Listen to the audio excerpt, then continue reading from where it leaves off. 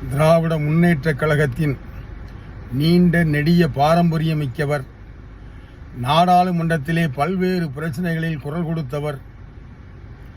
கழகத்தினுடைய போர் வாளாக விளங்கிக் கொண்டிருக்கக்கூடியவர்.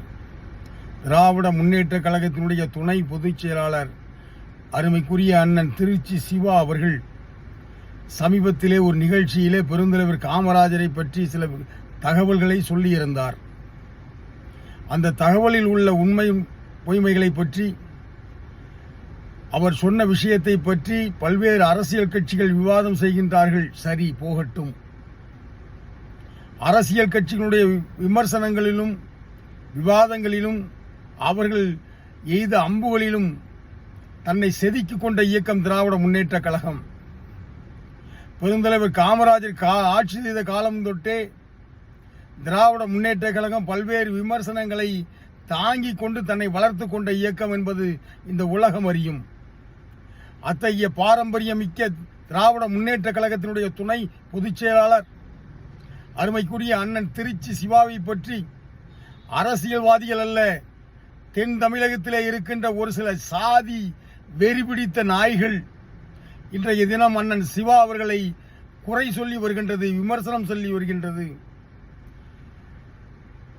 சாதி பெயரை சொல்லி சென்னை போன்ற இடங்களிலே உள்ள கல்யாண மண்டபங்களிலே தனது வயிறை வளர்த்துக் கொள்கின்றவர்கள், பள்ளிக்கூடங்கள் கல்லூரிகள் போன்றவற்றை நடத்தி தனது குடும்பத்தை உயர்த்தி கொள்ளுகின்ற சாதி வெறி பிடித்தவர்கள், சாதி சங்கத்திற்குள்ள கட்டிடங்கள் வாடகையை வாங்கி தனது குடும்பத்தை சோறிட்டு வளர்த்து கொண்டிருக்கின்ற கொடிய சாதிய கொடுமை மிக்க இந்த களங்கமுள்ள சாதி கொடுமையாளர்கள் அண்ணன் திருச்சி சிவா என்கின்ற திராவிட முன்னேற்ற கழகத்தினுடைய போர் ஆயுதத்தை களங்கப்படுத்த நினைக்கின்றது.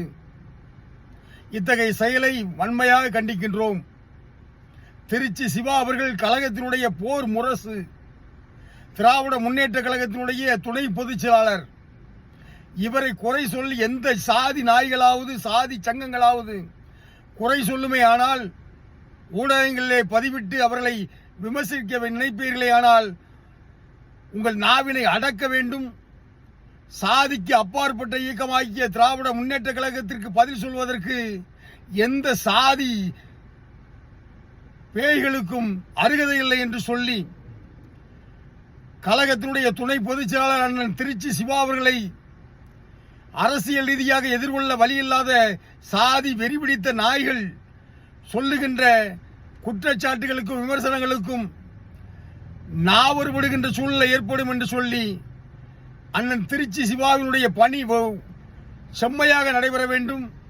கழகத்தினுடைய போர் முரசாக, கழகத்தினுடைய போர் வாளாக விளங்கிக் கொண்டிருக்கின்ற அண்ணன் திருச்சி சிவா அவர்களுக்கு பின்னால் திராவிட முன்னேற்ற கழகம் என்றென்றும் துணை நிற்கும் என்று சொல்லி சாதி பிசாசுகளுக்கு வன்மையான கண்டனத்தை இதன் மூலம் தெரிவித்துக் கொள்கிறோம்.